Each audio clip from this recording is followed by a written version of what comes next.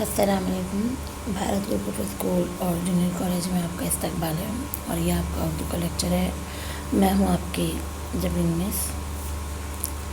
آج ہم آپ کی اردو وبھا بھارتی کی کتاب درسی کتاب سے سبق نمبر 4 شاعر اور زندگی کے مسائل کا مطالعہ کریں گے۔ اس کے مصنف ہے عمیق حنفی۔ اب ہم ان کے بارے میں اور جانیں گے سبق کا مطالعہ کر کے۔ شاعر اور زندگی کے مسائل، عمیق حنفی۔ پیش درس میں ہم پڑھیں گے مضمون کی بہت ساری اقسام ہوتی ہے، جیسے آپ کو پتہ ہے۔ جیسے ہم لکھتے ہیں مضمون ماں پر لکھتے ہیں یا کسی رشتہ دار پر لکھتے ہیں، اس میں سے خود نوشت ہوتی ہے۔ اسی طرح جو مضمون کی ایک قسم ہوتی ہے تنقیدی مضمون، یہ بھی مضمون کے مختلف اقسام میں شامل ہوتا ہے۔ اس میں مسموع نگار جو دوسری تخلیقات ہوتی ہیں اور فن پارے ہوتے ہیں، ان کا مطالعہ کر کے ان کے متعلق اپنے اظہار خیال کرتے ہیں۔ لفظ تنقید نقد سے ماخوذ ہے، جس کے معنی ہے کھرے کھوٹے کی پرکھ ہونا، یعنی کیا صحیح ہے کیا غلط ہے، اسے جانچ پرکھ کر پھر بیان کیا جاتا ہے۔ ادبی تحریر کے مطالعے کے دوران عام قاری اکثر اس کی گہرائی تک نہیں پہنچ پاتا۔ بہت سے لوگ ہوتے ہیں جو صرف دلچسپی کے لیے کہانیاں یا قصے پڑھتے ہیں، اس سے محفوظ ہوتے ہیں، اس سے سکون حاصل کرتے ہیں، لیکن ایک ناقد جو ہوتا ہے، یعنی ایک تنقید نگار، اس تخلیق کی خوبیوں اور خامیوں کو سمجھتا ہے، اس کی جو باریکیاں ہیں انہیں سمجھتا ہے، اور ادب کے حسن و قبح کو اجاگر کرنے کے علاوہ ادبی روایات اور اصناف کے اعتبار سے بھی اس کا مرتبہ طے کرتا ہے۔ آج کل کے زمانے میں یہ ہم دیکھ سکتے ہیں، جو موویز وغیرہ ہم دیکھتے ہیں انہیں بہت سے لوگ جو ہے 5 اسٹار 3 اسٹار یا 2 اسٹار دیتے ہیں۔ یہ اسٹار جو دیے جاتے ہیں، یہ جو ستارے انہیں دیے جاتے ہیں، یہ اس کی جو تنقید کی جاتی ہے اسے بغور خوض دیکھا جاتا ہے، اسے جانچا اور پرکھا جاتا ہے۔ اسے انگریزی میں کرٹکس کہتے ہیں اور اردو میں تنقید۔ تو یہاں پر ہمارے جو ادبی نقاد ہوتے ہیں وہ ادبی تخلیقات اور فن پاروں کی بہت خوبی سے تجزیہ کرتے ہیں، ان کا تقابل کرتے ہیں اور تفہیم کے ذریعے ادب پارے کو سمجھنے اور تعین قدر میں قاری کی مدد کرتے ہیں۔ تنقید کی بھی مختلف اقسام ہیں۔ علاوہ ازیں ادبی تحریکات، مثلاً ترقی پسند تحریک اور جدیدیت کی تحریک کے زیر اثر بھی ادب کو الگ الگ طرح سے جانچا اور پرکھا گیا ہے۔ مضامین کے علاوہ ادبی رجحانات کے اعتبار سے بھی مختلف ادیبوں، شاعروں، ڈرامہ نگاروں وغیرہ کے فن پر کتابیں لکھی گئی ہیں، جن میں ان کے ادبی کارناموں کا تنقیدی جائزہ لیا گیا۔ شعر کہنے یا شاعری کہنے سے شاعر کا مقصد صرف خیالی طوطا مینا بنانا ہرگز نہیں۔ شاعری تخیل سے ضرور نمود کرتی ہے، یہ نہیں، لیکن شاعر کی تخلیقی باتوں کا گہرا تعلق اس کے اطراف کے ماحول، معاشرے کے نشیب و فراز اور اس کے متعدد مسائل سے لازمی طور پر ہوتا ہے۔ جب ہم اکبر الہ آبادی کا شعر سنتے ہیں کہ ہم آہ بھی کرتے ہیں تو ہو جاتے ہیں بدنام، وہ قتل بھی کرتے ہیں تو چرچا نہیں ہوتا، اس شعر کو محض ایک شعر کے طور پر محفوظ ہونے کے لیے لوگ ایک دوسرے کو کہتے سناتے ہیں، لیکن اس شعر کا اگر بغور جائزہ لیا جائے تو یہ اکبر الہ آبادی کے وقت کے سماجی اور سیاسی ماحول کی عکاسی کرتا ہے۔ اسی طرح شاعر جو تخیلات کو بناتا ہے، نمود کرتا ہے، شاعر کی ان تخلیقی باتوں کا تعلق انسی اطراف کے مسائل، معاشرے کے نشیب و فراز اور اس کے متعدد مسائل سے لازمی طور پر ہوتا ہے۔ شاعر معاشرے کے مسائل سے متاثر ہو کر ہی انہیں اپنے نظموں اور شعروں کا موضوع بناتا ہے۔ زمانے کے مسائل کسی نہ کسی طرح ضرور بیان کیے ہوئے ملتے ہیں۔ واضح رہنا چاہیے کہ ایک زمانے کے مسائل دوسرے زمانے کے مسائل سے مختلف ہوتے ہیں۔ ظاہر سی بات ہے، ہر زمانے کے سیاسی، معاشی، سماجی جو مسائل ہوتے ہیں وہ الگ الگ ہوتے ہیں۔ میر سودا کے زمانے میں ہمارے ملک کے مسائل جیسا تھے وہ آج نہیں ہیں۔ اکبر و اقبال کے زمانے کے مسائل فیض کے معاشی، سیاسی اور تہذیبی مسئلوں سے قطعی مختلف ہے۔ امیر حنفی ایک اہم جدید شاعر ہیں۔ زیر نظر مضمون میں انہوں نے عالمی پیمانے پر بدلتے ہوئے حالات کے پیش نظر موجودہ عہد کی شاعری کا تجزیہ کیا ہے۔ وہ اپنے زمانے میں شاعر پر نافذ کی گئی پابندیوں کا ذکر کرتے ہوئے بتاتے ہیں کہ سیاسی، مذہبی، معیشتی اور فلسفیانہ نظریات کا پابند ہو کر شاعر اپنے تخیل کا سچا اظہار نہیں کر سکتا۔ اگر کسی کی سوچ پر پابندی لگائی جائے تو وہ سوچ ناقص ہو جاتی ہے، کسی کام کی نہیں رہ پاتی۔ اسے فکر اور اظہار کی آزادی حاصل ہونی چاہیے۔ یہاں پر شاعر جو ہے وہ کہہ رہے ہیں کہ پابندیوں کے ساتھ سماج کی اصلاح نہیں ہو سکتی۔ شاعر اپنے تخیلات اور اپنے فن کے ذریعے لوگوں میں نئی سوچ اور بیداریت کو پیدا کرتا ہے، اور اگر اسی کی سوچ پر پابندیاں لگ جائے تو سماج میں تغیر ہونا ناممکن ہو جائے گا۔ اب ہم جان پہچان کریں گے امیر حنفی سے۔ امیر حنفی 1928 میں مہو چھاؤنی ضلع اندور میں پیدا ہوئے۔ ان کا پورا نام عبدالعزیز حنفی تھا۔ امیر حنفی کی ابتدائی تعلیم مہو میں ہوئی۔ اعلیٰ تعلیم کے لیے وہ اندور گئے اور سیاسیات اور تاریخ میں ایم اے کیا۔ فلسفے سے انہیں خاص دلچسپی تھی۔ ان کی فکر و فن پر ان علوم کا اثر آخر تک قائم رہا۔ امیر حنفی نے طویل مدت تک آل انڈیا ریڈیو میں ملازمت کی۔ وہ اسٹیشن ڈائریکٹر کی حیثیت سے 1987 میں سبکدوش ہوئے۔ امیر حنفی موسیقی کے بھی بڑے دلدادہ تھے۔ انہوں نے باقاعدگی سے موسیقی کا علم حاصل کیا تھا۔ اس فن کی باریکیوں پر انہوں نے بعض عمدہ مضامین بھی لکھے ہیں۔ اردو کے علاوہ انگریزی اور دیگر ہندوستانی زبانوں کے ادب پر بھی ان کی گہری نظر تھی۔ شعلے کی شناخت اور شعر چیزیں دیگر است ان کی دیگر تنقیدی مضامین پر مشتمل کتابیں ہیں۔ امیر حنفی نے اپنا ادبی سفر ترقی پسند تحریک کے عروج کے دور سے شروع کیا۔ ان کا پہلا مجموعہ کلام سنگ پیراہن اسی دور سے تعلق ہے۔ اس کے بعد وہ جدیدیت کے زیر اثر آ گئے۔ انہوں نے کئی شعری تجربے کیے اور متعدد طویل نظمیں بھی لکھی جنہیں غیر معمولی شہرت حاصل ہوئی۔ شب گشت اور شجر صدا ان کے شعری مجموعے ہیں۔ 1988 میں امیر حنفی کا انتقال دہلی میں ہوا۔ اب ہم پڑھیں گے سبق۔ ہمارے عہد کی معاشرت کا سب سے بڑا المیہ یہ ہے کہ ہماری زندگی کے تقریباً ہر شعبے پر سیاست کا غلبہ ہے۔ یہاں پر مصنف نے پہلا جملہ جو کہا ہے بہت ہی گہرا جملہ ہے۔ اس کی وضاحت بہت آسانی سے کی جا سکتی ہے، لیکن یہ اپنے آپ میں کئی سارے بیانوں کو سمیٹے ہوئے ہیں کہ ہمارے عہد کی جو معاشرت ہے، یعنی ہمارا جو سماج ہے، اس کا سب سے بڑا دکھ یہ ہے کہ ہماری زندگی کے ہر شعبے پر، ہر جگہ پر سیاست جو ہے وہ غالب ہو گئی ہے۔ یعنی یہ نہیں کہ ہر کوئی سیاستدان ہر جگہ پر موجود ہو چکے ہیں، بلکہ یہ ہے کہ ہر کوئی سیاست کرنے لگا ہے۔ سائنس، صنعت، تجارت، فن، ادب، فلسفہ، مذہب، اخلاق، تعلیم، سبھی کو سیاست نے اپنا محکوم بنا رکھا ہے۔ یہاں تک کہ اکثر اہل فن بھی سیاسی پارٹیوں کے مسلک اور طریقہ کار کو اپنا کر اپنے ذہن و احساس کا اظہار کرنے کے بجائے ارباب بست و کشاد کی خوشنودی، آزاد و انعام، سماجی احترام اور عزت حاصل کرنے کے لیے اپنے فن کو اعلیٰ کار بنائے ہوئے۔ مصنف یہ کہنا چاہتے ہیں کہ بہت سے ایسے لوگ ہیں جو اپنے فن کو لوگوں کی غلامی کے لیے استعمال کر رہے ہیں۔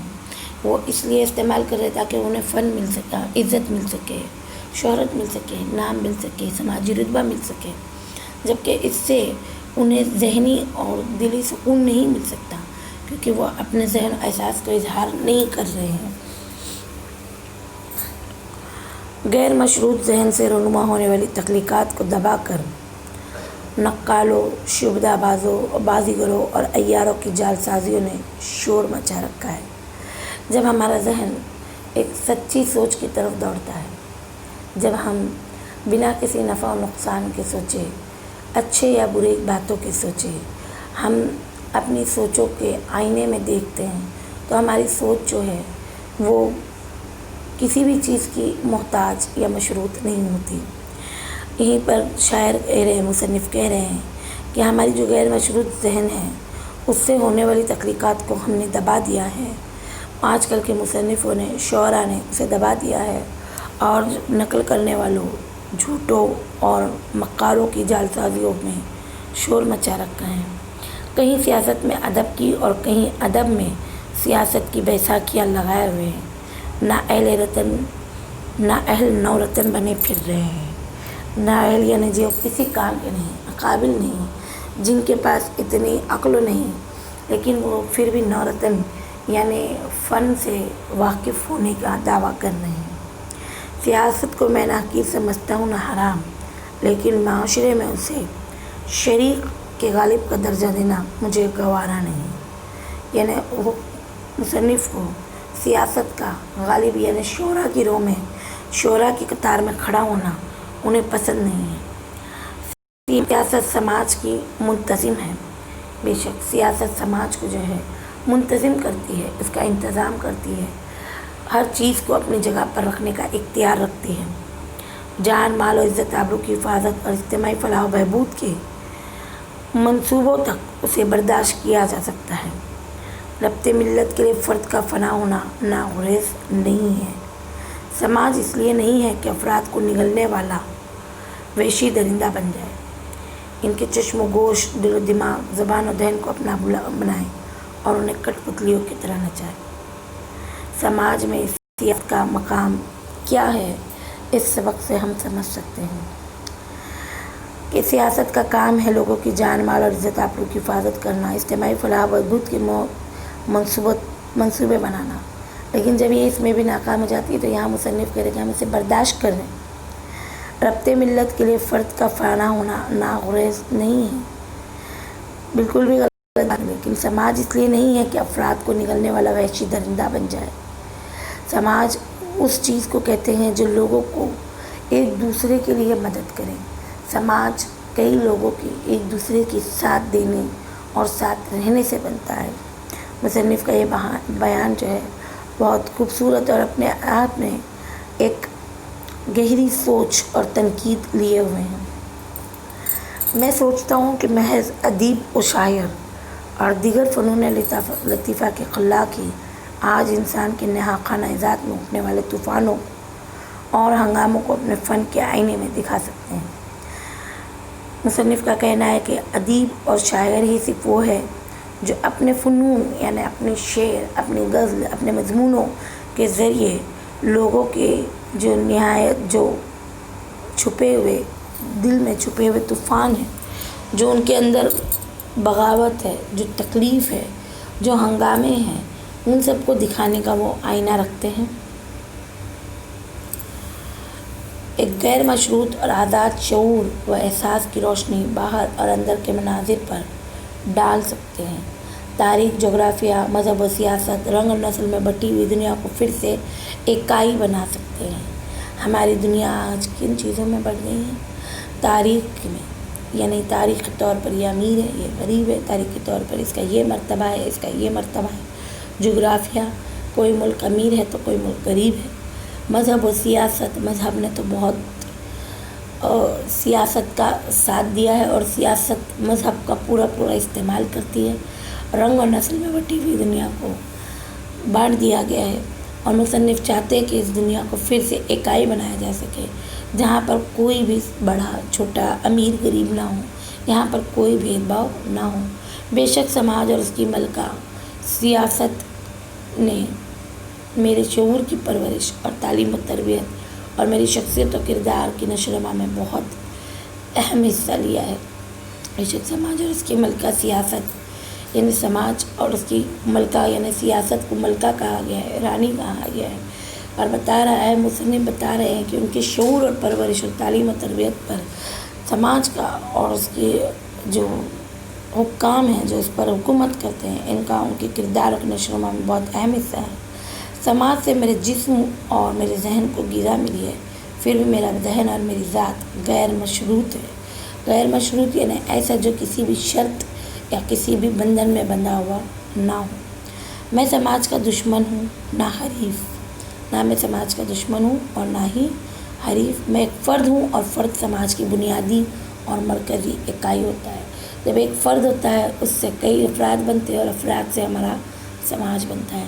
میں نیراج کا آرزو مند نہیں اور نہ تہذیب برائے تہذیب اور بغاوت برائے بغاوت کا قائل ہوں۔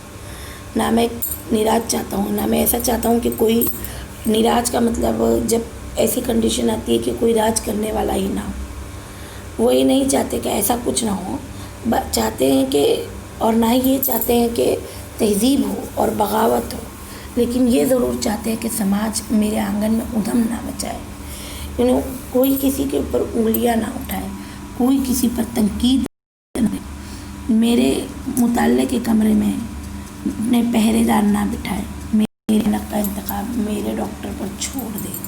یہاں پر انہوں نے طنزیہ جو ہے مزاحیہ طنز کیا ہے، کہہ رہے ہیں کہ میں اپنا مطالعہ اپنی مرضی سے کرنا چاہتا ہوں، اس پر میں لوگوں کا پہرا برداشت نہیں کرنا چاہتا۔ میں نے چاہتا ہوں کہ میری عینک کا انتخاب میرا ڈاکٹر کرے، یعنی میری آنکھوں کا ڈاکٹر کرے، نہ کہ وہ لوگ جو چاہتے ہیں کہ میں ان کی طرح دیکھوں، ان کی طرح سوچوں اور ان کی طرح سمجھوں۔ میرے لیے خیالات و الفاظ کا انتخاب نہ کرے، میں اپنے خیالات اور الفاظ کا انتخاب خود کروں گا۔ میرے لیے سحرگاہوں کا تعین نہ کرے اور میری شاعری کو اپنے استعمال کی شے اور اپنا اعلی کار نہ سمجھے۔ مصنف ان سیاستدانوں کو کہہ رہا ہے کہ وہ ان کے لیے کسی بھی چیز کا تعین نہ کرے کہ کس طرح سے انہیں اپنی شاعری کا استعمال کرنا ہے۔ وہ نہیں چاہتے کہ جو سیاستدان ہیں ان کی شعروں کو اپنا اعلی کار بنائیں۔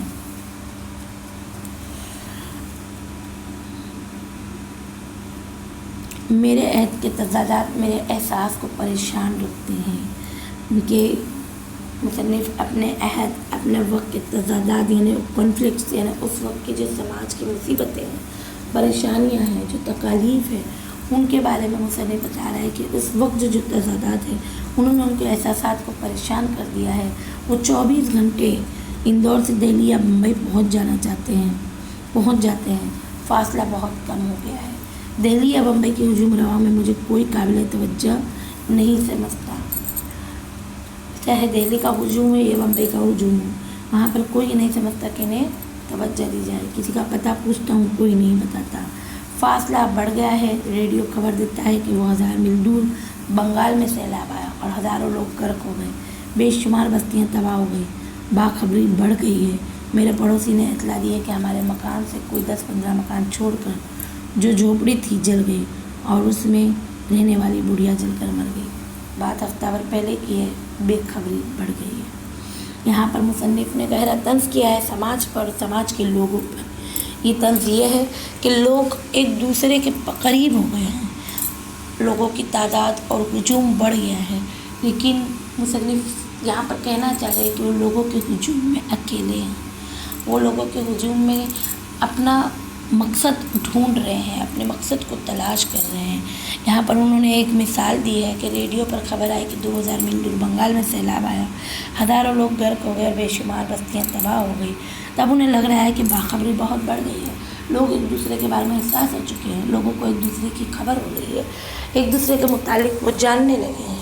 لیکن جب انہیں ان کا پڑوسی بتاتا ہے کہ ان کے مکان سے کوئی 10-15 مکان چھوڑ کر ایک جھوپڑی تھی جو جل گئی اور اس جھوپڑی میں ایک بڑھیا بھی جل کر مر گئی اور کسی کو اس کے بارے میں خبر نہیں، کسی کو اس کے بارے میں احساس نہیں ہے، تو مصنف کہتا ہے کہ یہاں پر مجھے محسوس ہوتا ہے کہ بے خبری بڑھ گئی ہے۔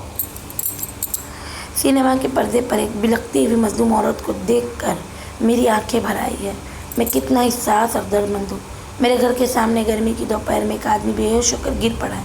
मैंने दरवाज़ा बंद कर लिया है। ये बिल्कुल हकीकत बयान की जा रही है। मुसन्निफ़ अपने लफ्ज़ों से समाज की अक्कासी कर रहा है। मुसन्निफ़ बता रहा है कि किस तरह समाज में हद तक एक हद से सिवा जो है बेहिसी बढ़ती जा रही है, और ये बेहिसी दो रुखी है। एक तरफ तो मुसन्निफ़ कह रहा है कि लोग सिनेमा घरों में बैठकर एक मज़लूम औरत को देखकर रोते हैं, उन्हें उसकी तकलीफ़ बर्दाश्त नहीं होती, लेकिन अपनी आंखों के सामने जब वो किसी को तकलीफ़ में देखते हैं तो अपना दरवाज़ा बंद कर लेते हैं। कौन पंचनामे के झगड़े में पड़े, मैं कितना बेहिस और बेदर्द हूँ। फतूहात शम्स कमर को खबरें तरक्यात को क्लाइमैक्स पर ले जा रही है। मिट्टी का तेल खरीदने के लिए दुकान पर लगी हुई लाइन में सर फटोल हो रही है। ये मेरा शऊर है, एहसास है, जो मेरी शायरी की असास है। यहाँ शायर बता रहा है कि लोग डरे हुए हैं। कोई किसी की मदद करने से पहले 100 बार सोचता है कि कहीं इसका मसला मेरे लिए आफत जान ना बन जाए। और मुसन्निफ़ कह रहा है कि मैं कितना बेसर बेहिस और बेदर्द हो गया हूँ। यानी कि समाज के बारे में कह रहे हैं, उन लोगों के बारे में कह रहे हैं जो अपने एहसासात को दफना चुके हैं। फतूहात और शम्सों कमर, यानी हम चाँद और आसमान और सूरज के राज़ों को जान रहे हैं। हम आसमान की तरक्कियों को छू रहे हैं। हम अभी मंजिल के बहुत करीब पहुंच गए, और वहीं पर एक छोटी सी दुकान पर मिट्टी के तेल के लिए हम लड़ रहे हैं। यानी हम क्या कर रहे हैं? ये जो शऊर है, ये जो एहसास है, ये शायर की ज़िंदगी का असास है, यानी सरमाया है। यही वो चीज़ है जो हमारे अंदर की ज़मीर को ज़िंदा रखती है। आज के लिए सबक इतना ही, और सबक का अगला हिस्सा हम आपको नेक्स्ट लेक्चर में समझाएंगे। तब तक के लिए अल्लाह हाफिज़। घर पे रहे, महफूज रहे।